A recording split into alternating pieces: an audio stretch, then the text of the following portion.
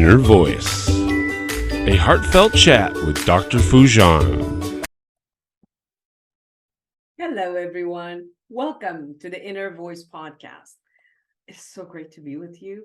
And I'm Dr. Foojan Zeine, and I'm a psychotherapist and author and originator of the awareness integration theory. Our conversation here is about what matters most in our life, our minds, our thoughts, feelings, actions, relationships, and our fulfillment in this beautiful journey of life. Some of you have shared with me your interest in knowing about our latest book, so I want to share those with you.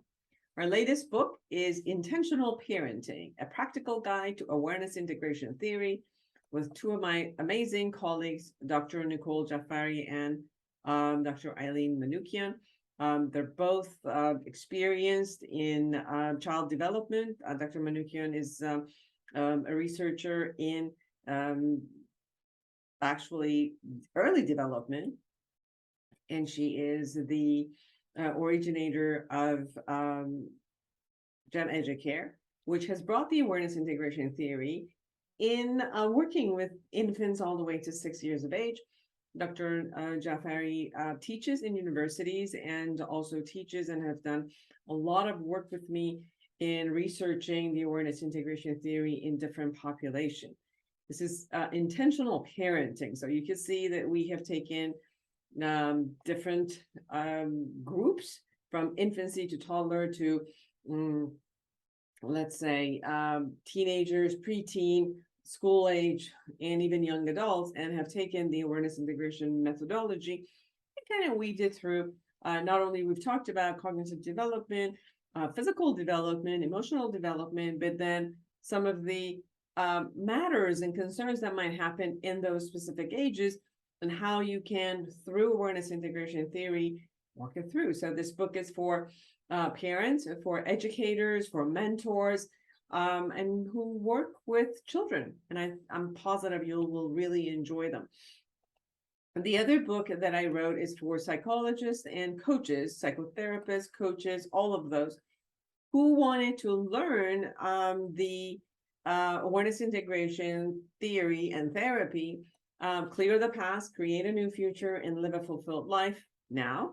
And this goes through all the phases, all the 6 phases, and shows you as a therapist or a coach in what you need to do, how you need to take each stage and work with your clients, and have this as an amazing tool for you, so that you can also, by the way, we have certification program for therapists and coaches who want to be certified, and so that your name will go to awarenessintegration.com, and the new app that is coming, and I'll let you know as soon as the app is ready, that the name of the providers will also be there, so everybody, as they're going through the process, when they need a therapist and a coach who is certified in this model awareness integration, that they could have accessibility. So if you are interested in taking the courses, let me know.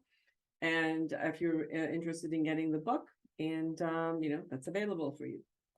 I'm excited in this episode that I will chat with John Voris. He educates about the very thing that makes us tick, the roots that makes for success or failure in our work, relationships, and personal well-being. John is a philosopher, he's a writer, and a psychological researcher. He's earned his degree from the University of California with a degree in philosophy. We're going to talk about his latest book, Discover the Power That Drives Your Personality. And he's going to talk about 4 virtues. He's going to talk about love.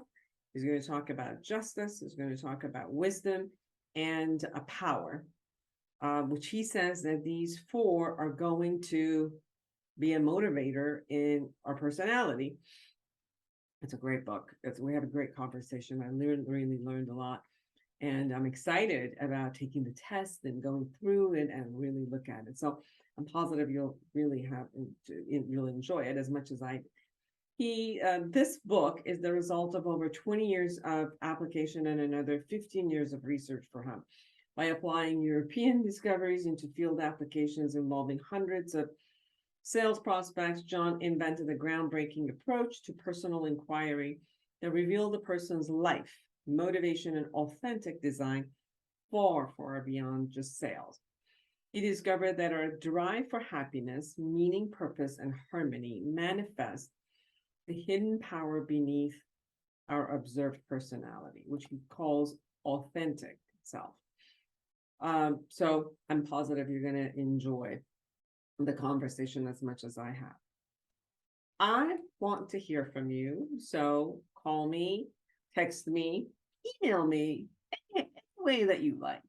Go on to any of the social media and message me. Subscribe to my podcast and my YouTube channel and connect with me through my website, foojanzeine.com, or any of the social media.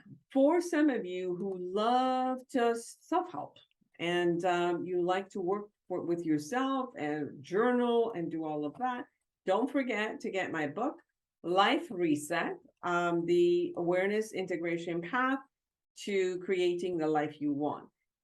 The good news is this book is also going to be in audio. So for all of you audio book lovers, that's coming up in a couple of weeks, and I will let you know.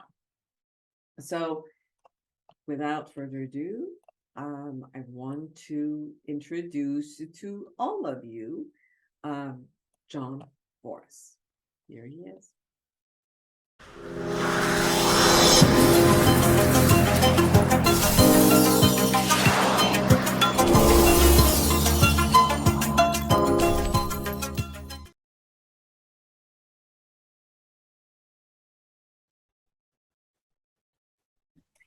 Hello, Mr. John Voris. It is so nice to have you.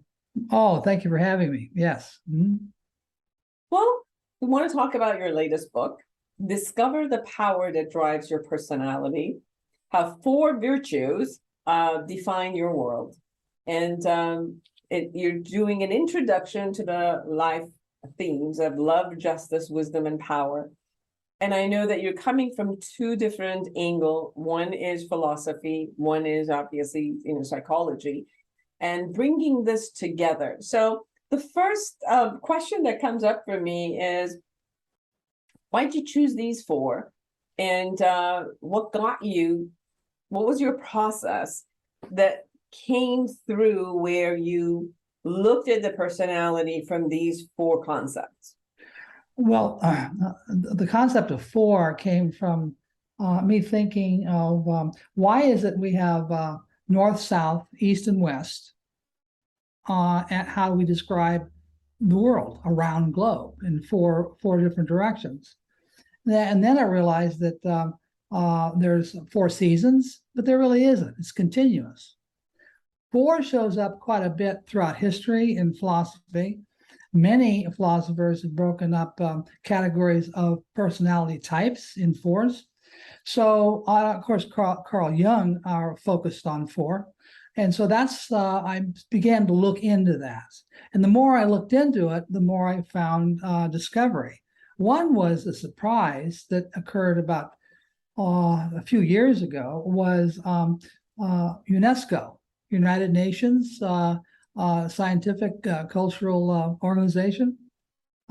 They broke it down to people learn to be, learn to know, learn to live with each other, and learn to be in action.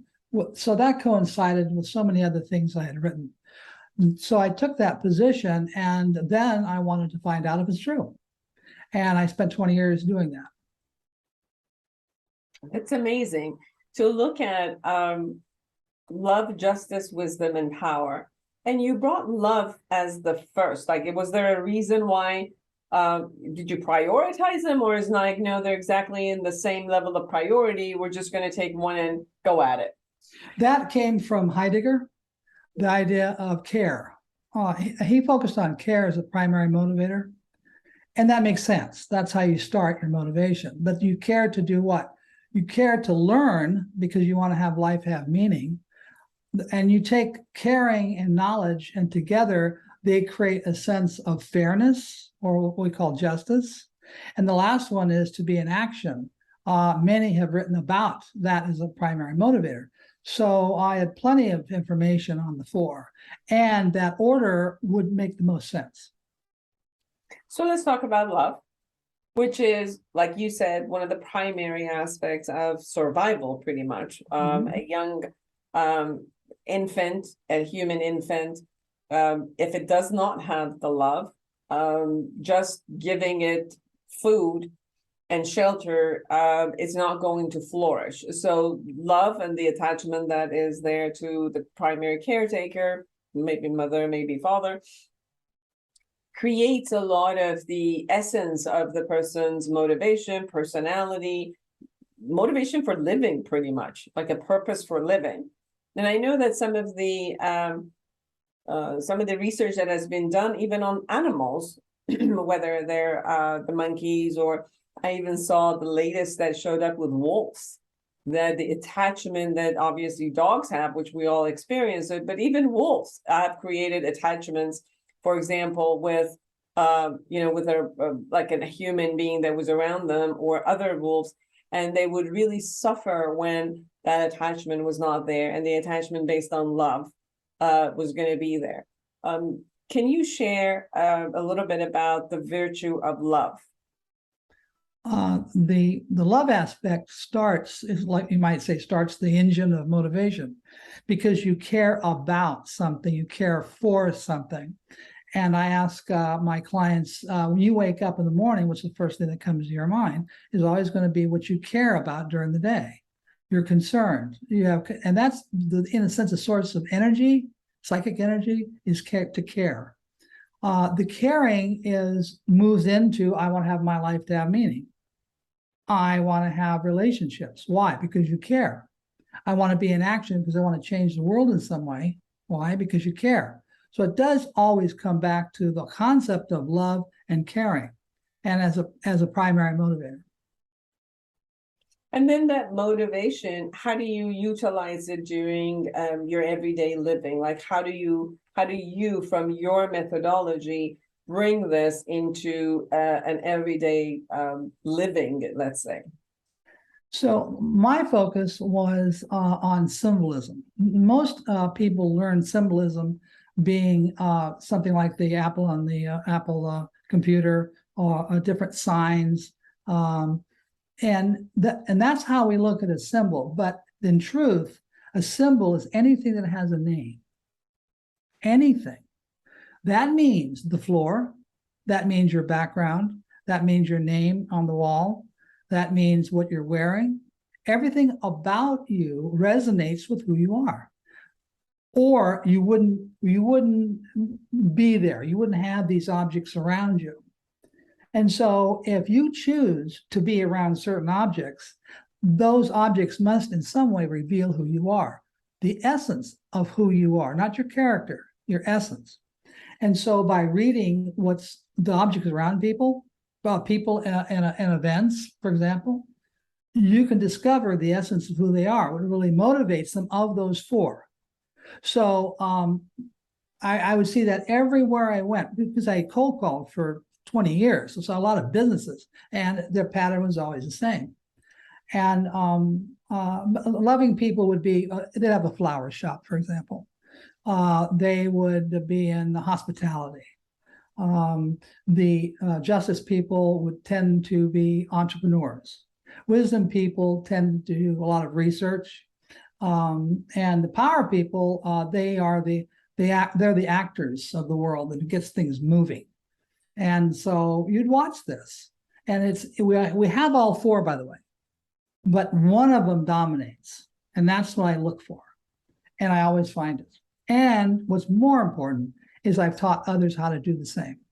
Mm-hmm. So how do you see the dominance have value? So, for example, if someone has love as the dominant value, and you said how it manifests, but how does one of them become dominant in someone from your perspective? Well, I studied Jean Piaget and also Baldwin, and they studied genetic logic and genetic epistemology. And the idea is we're like an acorn. Who we are is in who the tree is in the acorn.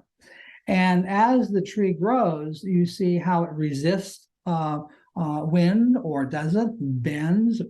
Is it diseases? Do they resist? And that's the only way you can test the character of the tree itself. People are the same way. You already have everything you're going to be when you're born genetically. Now you've got to discover it. That's why there's a lot of books that say discover who you are. And they've been around for quite a while. So it's not like I'm going to learn something totally new that's totally alien. That's not going to happen. You're going to learn something that to some extent you already have the capacity. And so by knowing that, then everything else becomes clear. As I watch the things, I look at the things around people, the events that they engage in, and the people they associate with, and the objects. So, as you say it, that, for example, if a value system in one family was higher dominance in love, so as children grow within that family, the acorn already has that dominance, so they come in not only genetically but behaviorally, since that is being enforced consistently into their actions. Therefore, automatically that would become the dominant piece for them. Yes, but keep in mind it's only a shell. It's a type and kind. Now, how you express that is totally up to you. But you're going to be a love person, or you're going to be a justice, wisdom, or power. And it's also, and I traced it to families to follow the genetic path. It's always been there. And when you're looking at now, for example, the next level, let me also show it to people. The book is Discover the Power That Drives Your Personality, How Four Virtues Define Your World, an introduction to the life themes, love, justice, wisdom, and power, by John Voris. John, when you're talking about now justice, obviously, fairness is one, and usually we find fairness in comparison sometimes with the other aspects of the world. So love can be the internal experience that we gain from, like, the primary caretaker, our mother, father, people around us.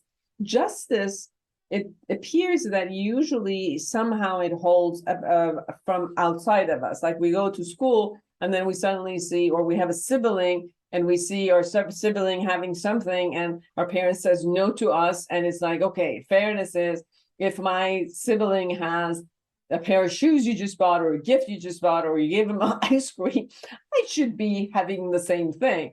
So somehow the justice shows up as in a comparative aspect between me and the world and whatever is happening in the world, that I claim first justice, and then sometimes it goes beyond me and I look at justice, even though it might not directly affect me. Now it extended itself to the world, that I might look at another country's movement or something and have an opinion about justice, or something that is not even around me, and it's a community or a society value, and then ask for justice. That's been my experience as I've worked with clients. Can you share from your perspective concept of justice? I agree with everything you say. Justice, the idea was to find the very kernels of what justice is. And you see it in children when if your father were to grab a toy from a child, and that's not fair, that's mine. And it's inbred. Also, compare and contrast is inbred. We always understand that, as you said, duality. Then you have, let's say, someone, if a minor 4-year-old accidentally shoots off a gun and hurts somebody, you don't throw them in jail. Now, the reason is justice combines love and wisdom together. The love part says we cannot throw that child in jail. The wisdom says, yes, but someone's been hurt. That's a fact. Fact and your senses together makes the justice. What's fair? You have to bring in both the morality of it and the facts of it. And so, yes, it is about compare and contrast.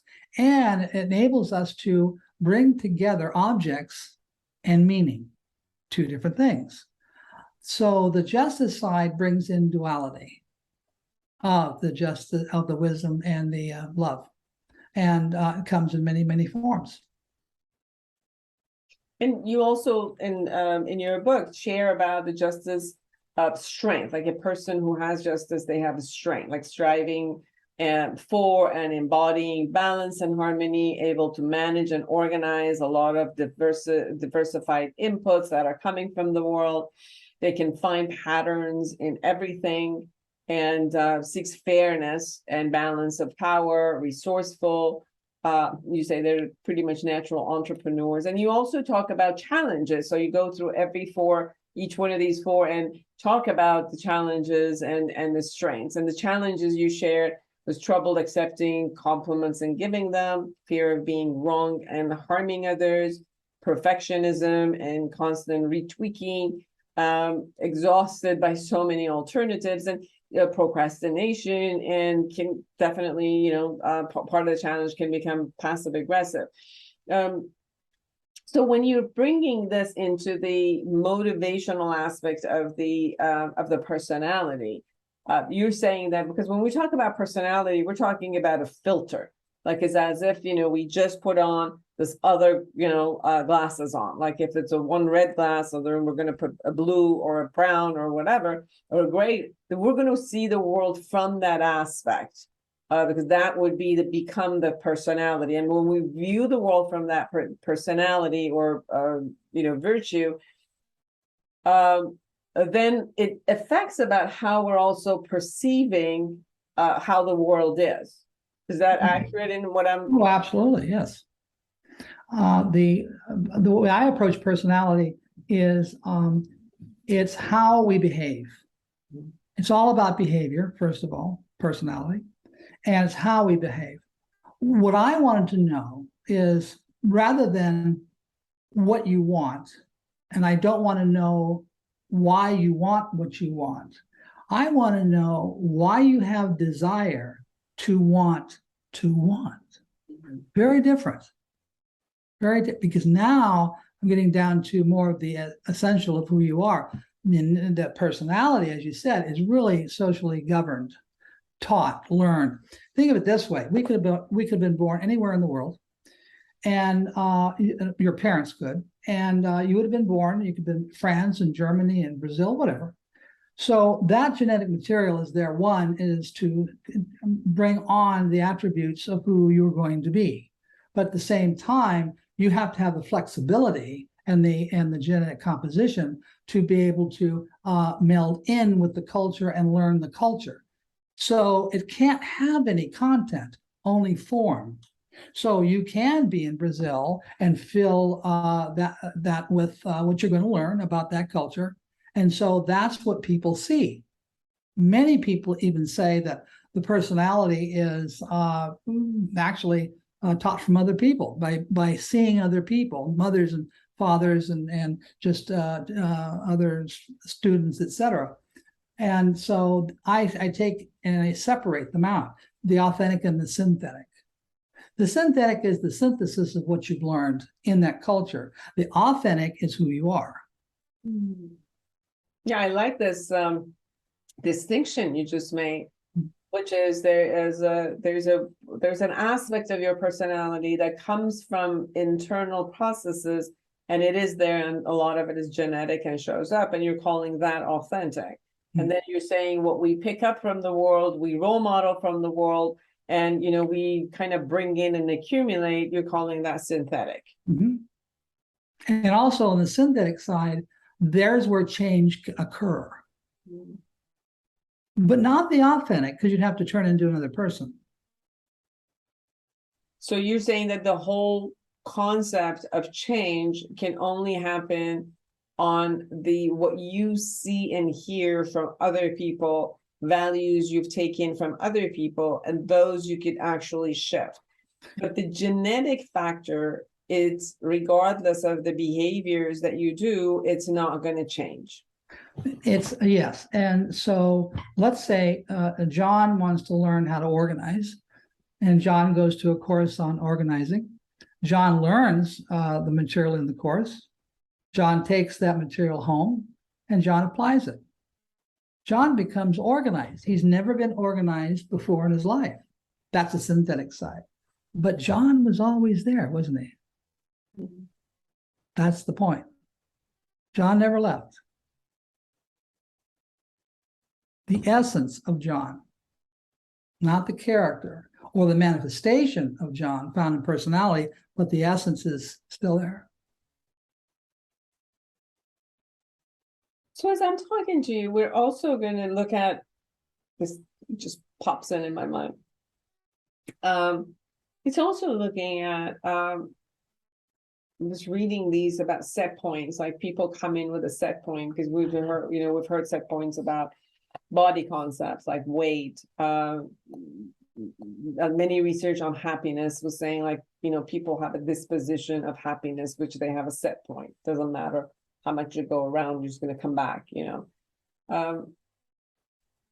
So part of the genetic that shows up, the temperament of a human being, and some things that are just there, it's always watching and holding and is. So what we learn from a personality concept, we learn how to adapt to the world, the best of our capacity in order to live in the world, survive the world, move ahead in the world. These are all, like behavioral concepts, coping mechanisms, strengths and skills that we learn in order to move.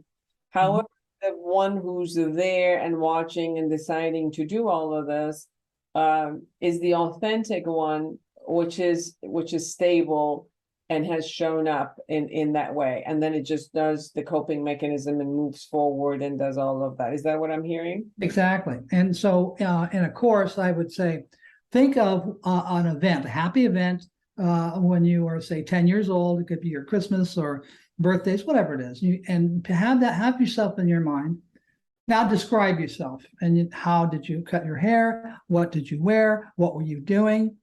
Now, after you do that, I want you to step into that image and turn back and describe who's doing the seeing. You can't. Who's doing the seeing is your authentic and is beyond language. You can't directly associate with it. Directly. You can by inference, like I do in authentic systems, but you can't directly. And so that shows the difference between the authentic and synthetic that I could show people very easily. Let's finish the other two and then come back to the authentic system. So let's talk about wisdom. Say it's the teachers of humanity. Tell us about wisdom as a domain. So wisdom, I'm a wisdom archetype. All that means is I always want to know. Well, that means I always want to know. So when people, this is a very dangerous situation right now, because when people ask me what I do, I tell them, and I tell them. And this is habitual with wisdom people, because they assume that I want people to know, they want to know, they want me to tell them so they can know. And the fact is, I could be boring everybody, giving them information they don't want, and that has happened. But it doesn't stop. Now, when it comes to, as a wisdom person, I look at love through how long have I known you? What do I know about you? When it comes to wisdom, then that is something that I'm totally immersed in. I want to know because I would simply want to know. And justice is, was it fair? What did they know at the time? And that makes a difference to me if it's fair or not, and who knew what and when.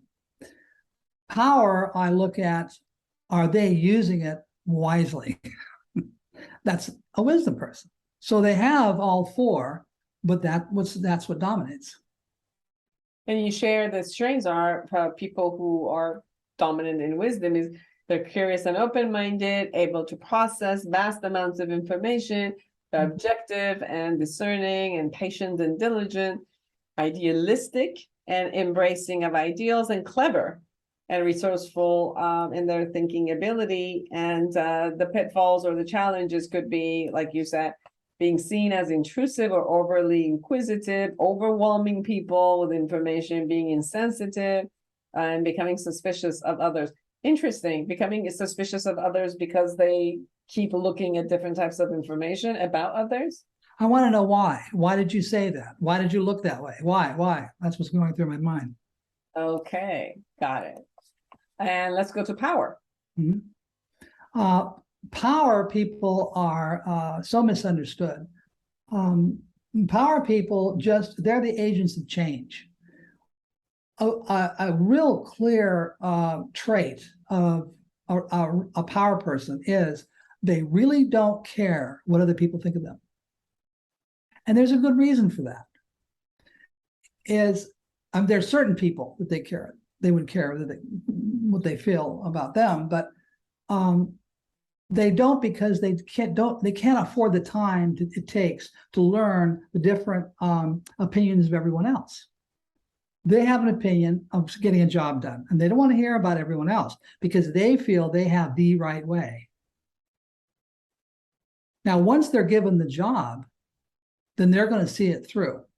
And if something happens in the meantime, it doesn't matter. We're going forward. That's what a power person does. And so power people is very interesting. They feel deeply when they have emotion. I had a power woman who actually read the Constitution at a party and cried at the same time. That's a power person. Power person is an extrovert, and they just do what they do because they feel that's what needs to be done. Very pragmatic and responsible. Yes, in the strengths, you wrote willingness to step in and actively take charge, belief in personal empowerment, enjoys challenges and competition, leadership abilities, objective approach to problem solving, and has vast reserves of energy, which you also say they're extrovert, willingness to be hyper responsible, and the challenges are being seen as uncaring and insensitive to others, being seen as selfish and self-serving, and being forceful, bossy, controlling, pushy, and knowing when to push and when not to push. So Right. Where the four shows up, let me share this with all of you. Discover the power that drives your personality, how four virtues define your world. An introduction to the life themes, love, justice, wisdom, and power by John Voris. So now let's talk about your the authentic system that you say that you do go through and kind of access that part of you that you say it might not be necessarily very observable or accessible. Yes. The authentic is, again, I look at the objects around someone, the words they use, the people around them, and the events that they engage in. And together, it's holistic. Together, they have a theme. And when it comes to the system, that's why I call it authentic system, is because your authentic identity is a system. It's self-contained, self-sustainable. It grows, repairs itself, and learns its own way. But it is a system. And that system will not break unless there is a psychic intrusion of some kind. People have issues or traumas, etc. But what you deal with, of course, that's different. But it is a system. That's what your authentic identity is. And you have to engage with something that conforms to your authentic identity in order for you to be a person, a single person.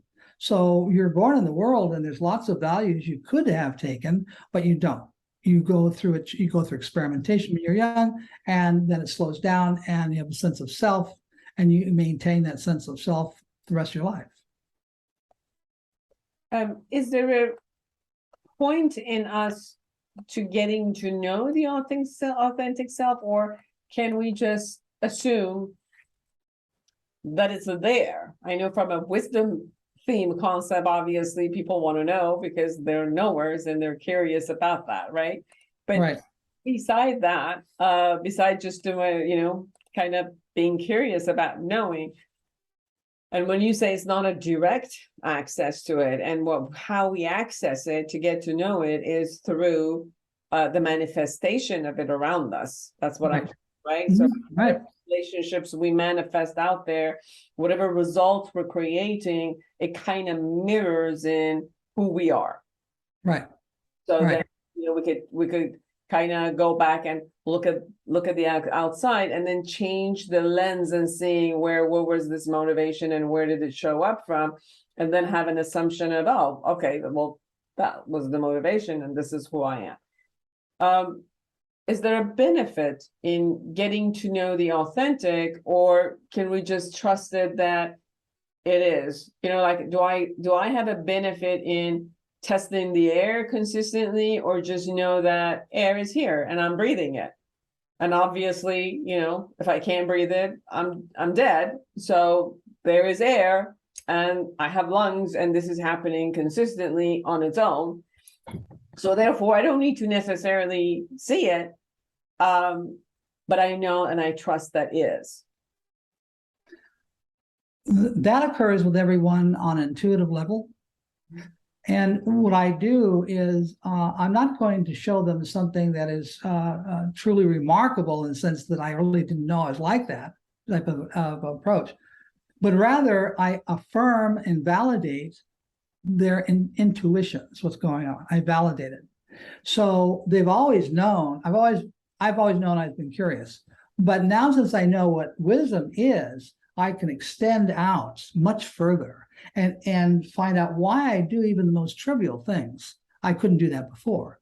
And when I assess someone, they do the same. Well, I kind of knew I was like that, but then I said, let's go a little further. This colors, where do you get your wisdom? What gives your life meaning? What gives your life purpose? And then their eyes open up, because they don't go that far. What they do is they go to the immediate situation I'm dealing with. My wife and I are not getting along, and so they want to just focus on that alone. But it's holistic. Everything around that situation is active too. And once you know your theme, you know what it is and why. And especially in relationships. And quite often relationships are not about the people, but the archetypes that are involved in a normal relationship. I just assessed a couple. He was wisdom and she was power. They get along wonderfully. Wisdom people don't want the power. They don't care. They're fine with it. And that gives the other partner the freedom to engage in power. At the same time, by engaging in power, it gives the one in wisdom structure. So they really do feed off of each other quite nicely, and you'll see those marriages last quite a while. When a power and a love person gets married, it's a whole different, it's really fraught with all kinds of obstacles, because their values are counter to each other quite often. So in your book, you have actually put in these kind of love and power, love and justice. So when people come into relatedness together, whether it's intimate relationship or work relationships or any, you look at the dynamic of when one person is one dominant theme and the other, how they might react, and what are the benefits and pitfalls that it actually happens. So definitely everyone that is in the book also. John, what is your hope that when people read your book, what is it that they gain, and how can they take what they've gained and utilize it every day in their life? I want them to find their real, unique power. Power is not in being like everyone else. Power is about the uniqueness of who you are. And in that uniqueness, though, sometimes there are weaknesses that you might want to get rid of. But at the same time, it is connected to your authentic identity, and maybe that's not the thing to do. Next is other people tell you what you should be doing. That's the danger. That's all of my clients are people who had their parents and teachers and friends tell them what kind of career to get into. And so they come to me at 30 and 40 years old, and they need to make a change. And they don't know why. And they thought, well, I really believe this is what I wanted to do. And they found out that it was a variety of things to do. And this is one, but it wasn't the best. And they see why it's not the best. So they make their changes and live a happier life and not have any regrets. Don't feel any guilt. Don't feel that they're doing something wrong because they don't have the money that their neighbor has or the life they think their neighbor has. And that's what I just I really want to get rid of that. I mean, number one compliment I've gotten is I feel validated, and now I'm not going to be ashamed for doing anything I do. That's exactly how as I was going through your book, it was more like, I'm having an acceptance about who I am. Right. That's pretty much one of the most, like it's a jewel, it's Oh, yes. that acceptance about ourselves and really, really experience ourselves in that way. Of acceptance, validation, and, seeing in our own eyes, watching ourselves and observing ourselves, and then kind of like approving, because we're keep looking for approval somewhere else. And, to have that approval from ourselves, I think it, creates a lot of glow. So yes, absolutely. It's creates a knowledge based on how to look at ourselves and do that. Now, there's also this conversation, and I just want you to know your opinion about, does categorization support people in finding themselves, or does it limit them in boxing themselves and then kind of like justifying who they are? Because obviously you brought, tremendous amount of wisdom into this concept, and then you created categorization for it. And I have obviously my ideas about, categorization, what's the benefit, but I wanted to see your perspective of the need to categorize this way and obviously you brought it into 4 because you saw a pattern of 4 that was going on. What was the need for this type of categorization, and how do you see it beneficial or limiting? The benefit is to know what's really motivating you. And the box is a source of psychic energy that you can now know you have and you can access. The other is all of psychology, much of psychology is about categorization of various illness. The box doesn't restrict you. Box gives you power because now you know you have it. So if you're a justice person and you have an issue with, let's say you have a delicatessen and you have an issue with running it, now you know that you're a justice person. Now you know why you have the problems you have. That's why you're aware of the problems you think you have. And now you can actually sit down with a piece of paper and figure it out on your own. And this is what many of my clients have done. So they use it. It's a freeing. They were bound before because they didn't know. Now they know, now they're free. And that's the difference. And I've done this several times, had a room full of people and just asked them, when you wake up, what's the first thing that you thought? What's the second thing you thought? What's the third? And it's always the same. They cared about something. They're going to meet somebody that day. And they need to go learn something before they have that meeting because they need to be in action. Well, there's your 4. And it just goes back and forth, back and forth. It's just, this is what it means to be human. But what's not being mentioned so far is the difference between wanting physical and abstract results. That's in the book as well. And that is profound when it comes to people trying to communicate with each other. An example could be my wife will call me up and say, I just picked up your cleaning. That's physical. And that's the way she shows affection. I say, well, let's go out to dinner tonight. So I'm going to create a nice atmosphere, abstract. But she gets to say, I don't do anything around the house. And I get to say, you never invite me out to dinner. But we know now what we're doing.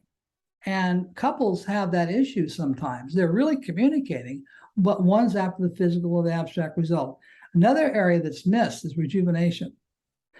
That's the time, that's adult play. There's not a lot written about it, but it's adult play. And that makes a difference with regards to parents and being upset with their teenagers being on the computer and playing games. And what happens though is they need that rejuvenation time, even more of it when you're young.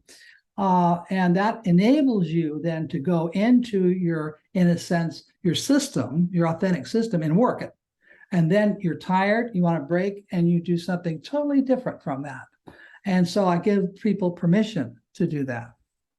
And then an acknowledgement.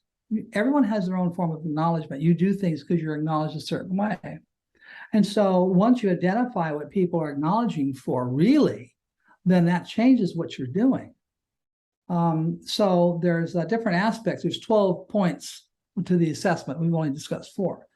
And all of it together makes them very unique. In fact, I've been doing this for 15 years and I've not had two authentics to be the same. Not 2. And that's because there's 12 aspects. So imagine 12 times 12, well, quite a bit. So it's very unique. Very interesting. John, anything we haven't shared that you need to make sure we share with everybody for them to know not only about your authentic system, but also your book? Well, if they want to contact me, they can contact me at john@authentic-systems.com and an email, and I'll react to that. The other thing is we do this assessment personally. It's a one-on-one. So this is very unfair compared to a personality test when you have one question, and there's no follow-up question. It can't be done accurately. So what I do in the moment, because we're on the phone or on Zoom like this, is I have follow-up questions after follow-up questions. So I don't have the first or second round of interpretation, but get into where it's very hard for them to find an answer, which is exactly where I want them, because they're down to, gee, I don't know why I do that. That's where I want them. And that's when I make the discovery, is what's really the psychic source. Beautiful. Everyone, get the book, Discover the Power That Drives You, Your Personality. Have 4 values, which are love, justice, wisdom, and power. Define Your World, John Voris. And you can find John. What is the website or place that you can find you? John@authenticsystems.com or just authentic-systems.com. Beautiful. Thank you so much for spending this time and being with us. Well, thank you. And for all of you who are out there, create an amazing life for yourself and everyone around you. And until next week, bye-bye.